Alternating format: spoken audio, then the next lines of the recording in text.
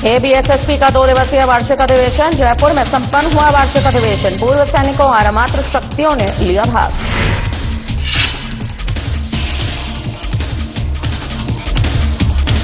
एबीएसएसपी ने मनाया विजय दिवस। शहीद सैनिकों को दी गई श्रद्धांजलि। छत्तीसगढ़ महतारी के छाया चित्र पर अर्पित किए गए पुष्प।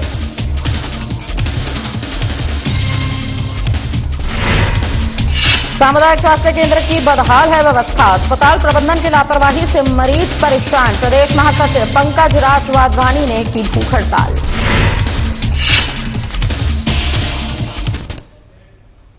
नमस्कार, मैं आश्रुति बोहरा। आपका बहुत बहुत स्वागत है हमारे इस खास बुलेटिन में। शुरुआत करेंगे बड़ी खबरों के साथ। भविष्य उन्मुख कौशल विकास के साथ औद्योगिक विकास को सुदृढ़ रूप से जोड़ने की दिशा में एक महत्वपूर्ण पहल करते हुए छत्तीसगढ़ शासन के कौशल विकास विभाग और वाणिज्य एवं उद्योग विभाग द्वारा 23 दिसंबर 2025 को छत्तीसगढ़ स्किल टेक का आयोजन किया गया है। ये उद्योग केंद्रित निवेश कार्यक्रम प्रधानमंत्री सेतु योजना के अंतर्गत कौशल विकास में निजी क्षेत्र की भागीदारी को प्रोत्साहित करने के उद्देश्य से आयोजित किया गया था। इस कार्यक्रम के दौरान विभिन्न निवेश प्रस्तावों पर समझौता ज्ञापन हस्ताक्षरित भी किए गए हैं और निवेश आमंत्रण पत्र भी जारी किए गए।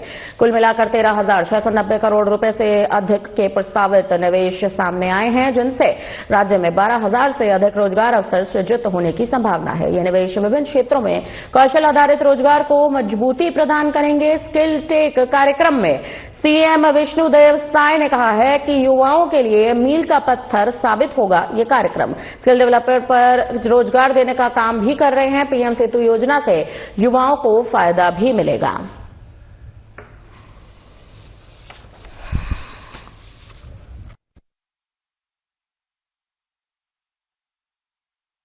आज बड़ा सौभाग्य का विषय है कि उद्योग विभाग और स्किल डेवलपमेंट विभाग के द्वारा यहां पर छत्तीसगढ़ स्किल टेक कार्यक्रम का आयोजन किया गया था, जिसमें हमारे दोनों विभाग के मंत्री आदरणीय लखनलाल देवांगन जी, गुरु खुशवंत साहब जी और दोनों विभाग के अधिकारी और हमारे प्रदेश के उद्योगपतिगण एकत्रित हुए।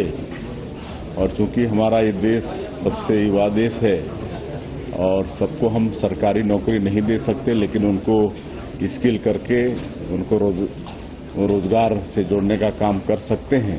और इसके लिए हमारे देश के यशस्वी प्रधानमंत्री जी ने पीएम सेतु योजना लागू किया है। अभी अक्टूबर 2025 में इसका लॉन्चिंग हुआ है। 60,000 करोड़ का है और इसमें भारत सरकार, प्रदेश सरकार और हमारे उद्यमी सब मिलकर हमारे प्रदेश के युवाओं को स्किल करेंगे। तो ऐसा आयोजन था, लेकिन इस अवसर पर आज 13,000 करोड़ से अधिक के निवेश प्रस्ताव भी मिले हैं। प्रदेश शासन को एमओयू हुए हैं, जिसमें 12,000 से ज्यादा लोगों को रोजगार इसमें मिलने वाला है। और इसमें विशेषकर भारत सरकार का एक उपक्रम गेल है, वो यहां पर इंडस्ट्री डाल रहा है जहां पर यूरिया खाद बनेगा। 10,500 करोड़ का है। अब हमारे छत्तीसगढ़ में भी आने वाले समय में यूरिया खाद का निर्माण होगा। उसी तरह से स्विफ्ट टेक्सटाइल और बिरला ग्रुप के साथ भी एमओयू हुआ है। और जैसे हमारे जसपुर क्षेत्र में कोसा तसर की खेती बहुत है, तो वहां पर अभी शुरू में वहां के लोगों को ट्रेनिंग ये कंपनी देगी और आगे चल के वहां पर इंडस्ट्री भी डालने का काम ये कंपनी करेगी। तो इस तरह से कई महत्वपूर्ण एमओयू साइन हुए हैं। और अभी तक आज तक हम लोग की सरकार को 2 वर्ष हुए हैं और 2 वर्ष में ही 20,000 करोड़ से ज्यादा का उद्योग मतलब लग चुका है। और एमओयू तो आज के साथ में 8 लाख करोड़ से ज्यादा का हो गया है। और अभी तक उद्योग के माध्यम से हमारे प्रदेश के 43,000 से ज्यादा बेटा बेटियों को रोजगार भी हम लोग दे चुके हैं। सर्व समाज ने 24 दिसंबर को छत्तीसगढ़ बंद का आह्वान किया है। बताते चले कांकेर जिले के आमाबेड़ा में धर्मांतरण के विरोध ने पूरा छत्तीसगढ़ में तनाव का माहौल पैदा कर दिया। हालांकि इस मामले की गंभीरता को देखते हुए सर्व समाज ने 24 दिसंबर को छत्तीसगढ़ बंद का आह्वान किया। इस बंद को Chhattisgarh chamber of commerce and industries का भी पूरा समर्थन प्राप्त हुआ। इस आह्वान के दौरान सब्जी मंडी और परिवहन सेवाओं को स्वेच्छा से बंद करने की अपील भी की गई है। मामले पर सीएम विष्णुदेव साय का बयान सामने आ चुका है। उन्होंने कहा कि लोकतंत्र में सबको अपनी बात रखने का अधिकार है।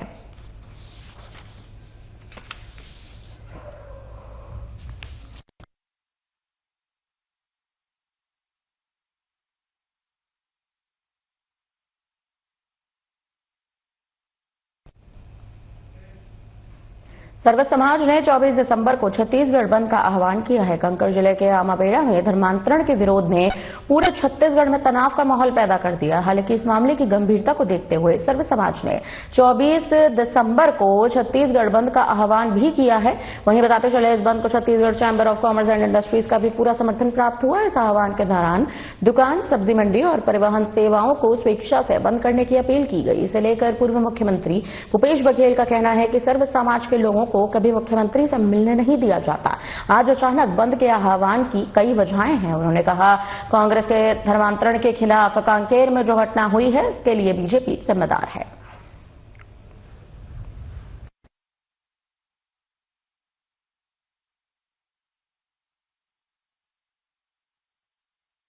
आदिवासी समाज को तो मुख्यमंत्री कभी मिलने नहीं देते, आज तक मिल नहीं पाया। मैं तो पूछा हूँ, अभी मैं राजाराव पठार गया था, आदिवासी समाज के लोग मिले थे, तो वो मुख्यमंत्री से मुलाकात हुई, बोले आज तक मुलाकात नहीं।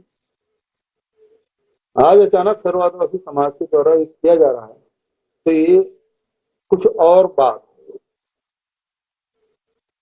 केवल सर्व आदिवासी समाज नहीं, ये सरकार है, सर्व समाज के द्वारा किया जा रहा है। क्या कर रहे हैं? मतलब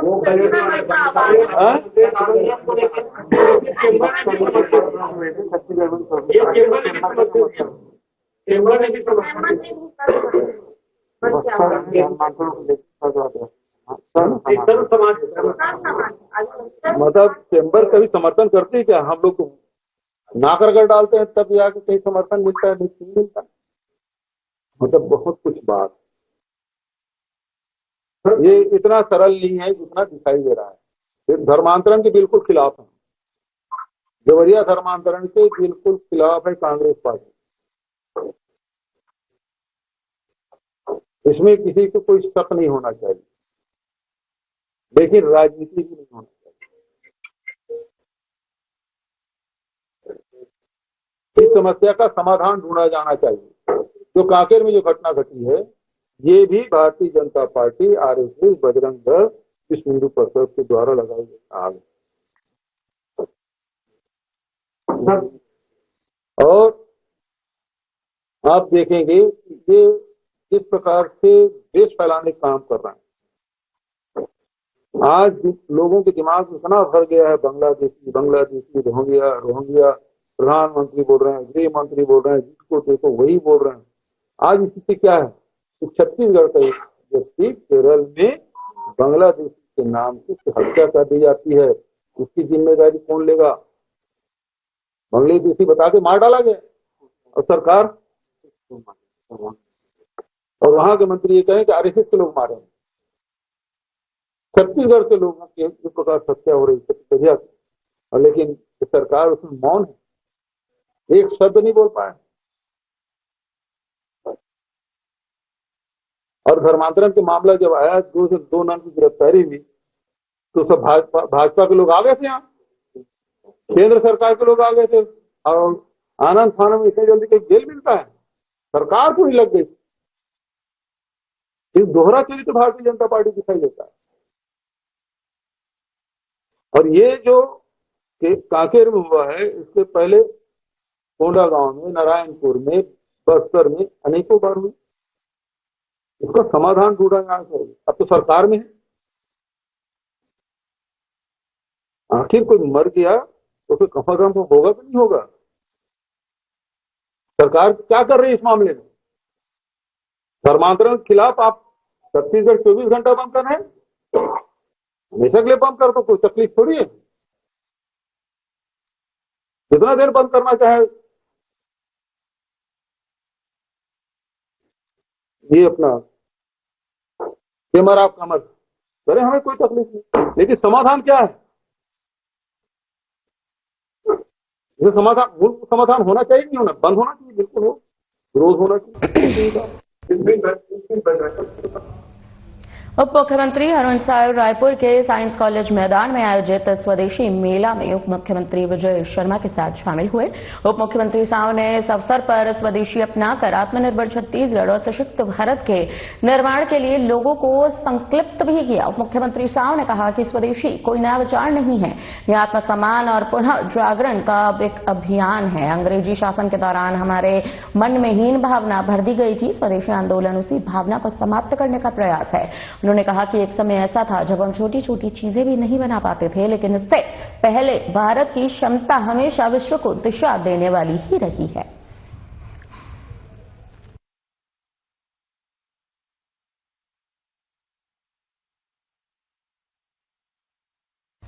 छत्तीसगढ़ में धान खरीदी को लेकर पूर्व मुख्यमंत्री भूपेश बघेल का कहना है कि धान खरीदी के मामले में लगातार सभी धान खरीदी केंद्रों से शिकायत आ रही है। राज्य और भारत सरकार के आपसे किसान परेशान हैं। हजारों किसानों की जमीन जो पट्टाधारी है उनका धान नहीं खरीदा जा रहा है। सरकार रकबा घटाने की कोशिश कर रही है ताकि सरकार को धान न खरीदना पड़े। उन्होंने कहा कि ऑफलाइन में बीजेपी के लोग अपना धान बेच रहे हैं, ऑनलाइन में किसानों का धान नहीं खरीदा जा रहा। 5 मिनट में ऐप बंद हो जा रहा है। मेरे विधानसभा के धान खरीदी केंद्र में 1000 कट्टा अवैध धान मिला है।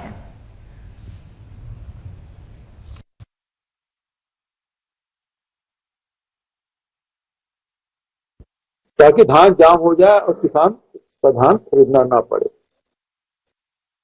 उसमें अब राइस मिलर के साथ ये दिक्कत है कि वो एग्रीमेंट करा लेना चाहते हैं, एग्रीमेंट कराते हैं सरकार, हाँ एग्रीमेंट करो, लेकिन आरओ नहीं काट रहे हैं। राइस मिलर के साथ दिक्कत है, यदि आरओ नहीं कटेगा तो उनका जो बैंक गारंटी है वो फंस जाएगा, पैसा फंस जाएगा। इसलिए वो आरओ नहीं कर रहा है, तो एग्रीमेंट नहीं कर रहा है। 90% जो राइस मिलर है वो एग्रीमेंट नहीं कर रहा है ट्रांसपोर्ट के लिए। तो इसका मतलब ये है कि धान जाम होने वाला है, क्योंकि धान खरीदी केंद्रों में पूरा स्टेक लगा हुआ है। छत्तीसगढ़ के जांजगीर चांपा जिले में बीजेपी सरकार के 2 साल पूरे होने पर सोमवार को जनादेश पर्व का आयोजन हुआ। इस कार्यक्रम में केंद्रीय मंत्री जेपी नड्डा शामिल हुए। उन्होंने कहा कि कांग्रेस नक्सलियों से समझौता करती रही, जबकि मोदी सरकार ने इसका डटकर मुकाबला किया। जेपी नड्डा ने आगे भी कहा कि झीरम हमले की साजिश में कांग्रेस के अंदर के ही लोग शामिल थे, उनके बीच के लोग ही अपने लोगों को मरवाने के लिए लगे हुए थे।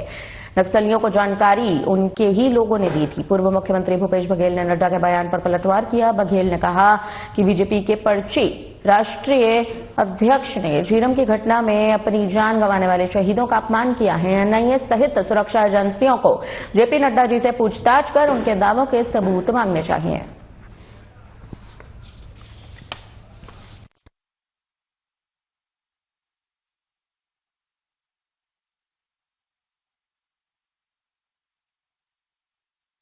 तो नड्डा जी अभी नींद से जागे हैं और उसको ये पता है कि नहीं पता है कि काफी परिसर में वसूली का हफ्ता वसूली करने आते थे नक्सली, मंत्रियों के यहाँ हफ्ता वसूली करने आते थे नक्सली, ये पता है कि नहीं पता है।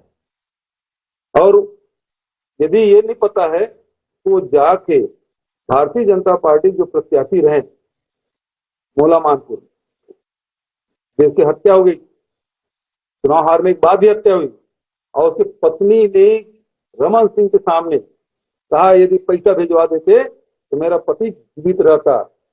ये बात लोगों ने कहा, कितने लोगों ने बात कही, ऐसे कितने उदाहरण हैं। तो नक्सलियों से साठगांठ इनका रहा है। और जहां तक झीरम घटना की बात है, नरेंद्र मोदी 15 दिन में, धमतरी हो रहा था, 15 दिन में जो आरोपी हैं वो पकड़े जाएंगे। सवाल इस बात का है कि गुस्सा हुसैन सहित बहुत सारे नक्सली नेता सरेंडर किए और एनआईए कोर्ट ने आदेश दिया कि जो जेल में बंद है नक्सली नेता उससे पूछताछ करके आओ। और एनआईए आज तक पूछताछ की क्या? नहीं, कोर्ट ने कहा यह आदेश काफी है मेरे पास, जो पूछताछ नहीं की। और किसने रोका था आज तक के? हम तो यहाँ एनआईए फाइनल रिपोर्ट सबमिट कर दी, तो हमने कहा कि भाई हमको दे दो, हम जांच कराएंगे। गृह मंत्री पत्र लिखा, मंत्रालय को पत्र लिखा, एनआईए को पत्र लिखा, लेकिन उन्होंने कहा हम नहीं देंगे आपको। हम न्यायालय गए, हाई कोर्ट, हम एसआईटी गठन किए, उसके खिलाफ में एनआईए हाई कोर्ट गई कि ये नहीं जांच कर सकती राज्य सरकार। किस बात का डर था? नड्डा बताया, अब तो मंत्री है।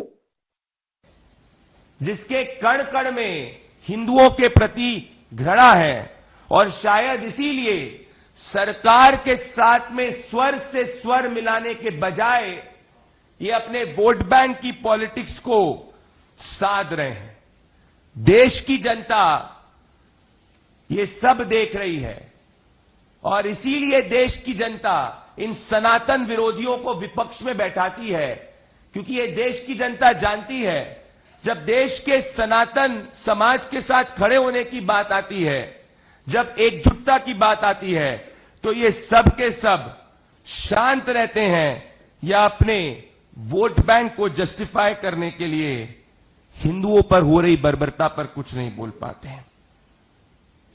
हमारी मांग ये है कि पश्चिम बंगाल की सरकार हिंदुओं को लोकतांत्रिक रूप से प्रोटेस्ट करने का अधिकार दे, हिंदुओं पर लाठी ना बरसाए, और अगर वो ऐसा करती है तो भारतीय जनता पार्टी पश्चिम बंगाल के अंदर हर बंगाली हिंदू मां माटी मानुष के साथ में खड़ी रहेगी, क्योंकि जो बांग्लादेश के अंदर हमारे हिंदू भाई के साथ जिस तरीके की उसकी निर्मम हत्या हुई, उससे पूरे देश में गुस्सा है और उसके साथ स्वर में स्वर हम भी मिलाते हैं। और हम यहां से अपील करना चाहते हैं राहुल गांधी, ममता बनर्जी और तमाम विपक्ष के नेताओं को कि अपने तुष्टीकरण के चश्मे को त्यागो, सच्चाई सामने देखो। और सच्चाई यही है कि ये कोई जस्टिफिकेशन जो आपने दिया है, जो आपके दिग्विजय सिंह ने दिया है, आपकी ममता बनर्जी शांत है, ये देश की संप्रभुता और अखंडता की सोच के खिलाफ है। आज स्वास्थ्य मंत्री जेपी नड्डा के मध्य प्रदेश आगमन पर पीसीसी चीफ जीतू पटवारी ने तीखा प्रहार किया है। पटवारी ने प्रदेश की स्वास्थ्य सेवाओं को आपातकाल करार देते हुए कहा कि 23,570 करोड़ का भारी भरकम बजट आखिर जा कहां रहा है। उन्होंने आरोप लगा दिया कि राज्य में बच्चे जहरीली दवाएं और आईसीयू की आग का शिकार हो रहे हैं। अस्पतालों में बच्चों को चूहे कुतर रहे हैं, एचआईवी संक्रमित खून चढ़ाया जा रहा है। पटवारी ने जेपी नड्डा की पिछली चुप्पी पर सवाल उठाते हुए इसे केवल लापरवाही नहीं बल्कि सरकारी तंत्र का खुला भ्रष्टाचार बताया है।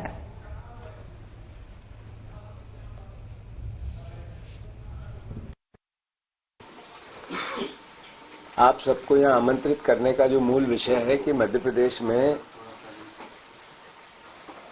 स्वास्थ्य के क्षेत्र में आपातकाल लग गया है। आज केंद्रीय स्वास्थ्य मंत्री जेपी नड्डा जी आ रहे हैं। जेपी नड्डा जी वो स्वास्थ्य मंत्री है, जब 25-26 बच्चों ने दम तोड़ा था को सिरप से, तो इनके हलक से एक शब्द भी नहीं निकला था। जेपी नड्डा जी देश के वो स्वास्थ्य मंत्री हैं जिन्होंने एक चिट्ठी लिखकर भी 25 बच्चों की सिरप से मौत हुई तो इस सरकार से सवाल नहीं पूछे। मैंने जब ये कहा कि प्रदेश में स्वास्थ्य के क्षेत्र में आपातकाल लग गया है, तो ये सिर्फ बोलने के लिए नहीं बोल रहा हूं। जहां बच्चों को ब्लड चढ़ाया जाता है वो एचआईवी पॉजिटिव चढ़ा दिया जाता है। जहां जहरीली दवा से जो जान बचाने के लिए होती है वो जहर बन के बच्चों की जान ले लेती है। जहां छोटे 1-1, 2-2 दिन के नवजात को चूहे गला काटकर हत्या कर देते हैं। जहां पर आईसीयू में जहां नवजात बच्चे सोए हुए होते हैं वहां आग लग जाती है और उसमें मौतें हो जाती है।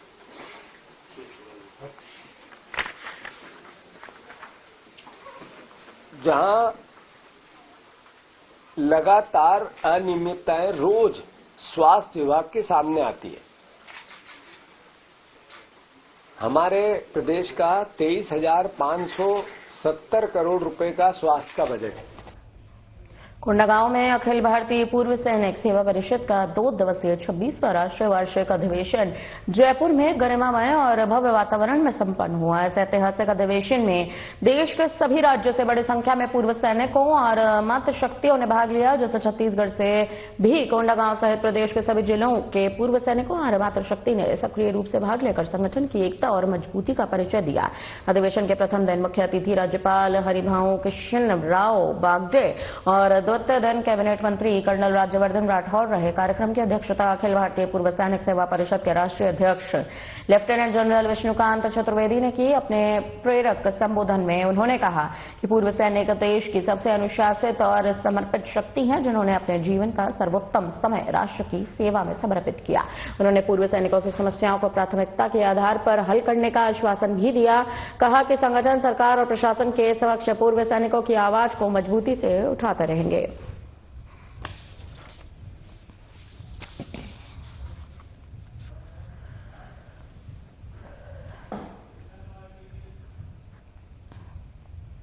कोंडागांव अखिल भारतीय पूर्व सैनिक सेवा परिषद द्वारा विजय दिवस मनाया गया है। आपको बता दें, सर्वप्रथम भारत माता और छत्तीसगढ़ महातारी के छायाचित्र पर पुष्पमाला अर्पित की गई, दीप प्रज्वलित किए गए, जिसके बाद 1971 के युद्ध में जो भारतीय सैनिक वीरगति को प्राप्त हो गए, उनके लिए 2 मिनट का मौन भी रखा गया। विनम्र श्रद्धांजलि उनको दी गई। समस्त पूर्व सैनिकों और मातृशक्तियों ने मिलकर राष्ट्रगान और संगठन के गीत भी गाए। बस्तर संभाग प्रभारी सुब्रत साहा ने बताया कि 16 दिसंबर को 1971 के युद्ध में पाकिस्तान पर भारत की जीत के कारण मनाया जाता है। इस युद्ध के अंत के बाद 93,000 पाकिस्तानी सेना के आत्मसमर्पण कर दिया था। साल 1971 के युद्ध में भारत और बांग्लादेश की संयुक्त सेना ने पाकिस्तान को पराजित किया था, जिसके बाद पूर्वी पाकिस्तान स्वतंत्र हो गया था। जो आज पहुंचे प्रदर्शनकारी द्वारा रखी गई 11 सूत्रीय मांगों को भी सुना। सीएमएचओ ने 15 दिनों के भीतर स्वास्थ्य केंद्र की व्यवस्थाओं में सुधार करने का आश्वासन भी दिया। इसके बाद उन्होंने पंकज राज वाधवानी को जूस पिलाकर भूख हड़ताल को समाप्त करवाया। सीएमएचओ ने स्पष्ट कहा है कि स्वास्थ्य केंद्र में यदि कोई भी कर्मचारी दुर्व्यवहार करता है या समय पर ड्यूटी पर उपस्थित नहीं रहता है तो उसके खिलाफ कड़ी कार्रवाई की जाएगी। बताते चले कि करीब 2 माह पूर्व छत्तीसगढ़ के स्वास्थ्य मंत्री श्याम बिहारी जायसवाल भी भानुप्रतापपुर सामुदायिक स्वास्थ्य केंद्र का दौरा कर चुके हैं। उस दौरान 1 माह के भीतर सभी कमियों को दूर करने का आश्वासन दिया गया है, लेकिन आज तक ना तो व्यवस्थाओं में सुधार हुआ, ना ही कमियां दूर की जा सकी।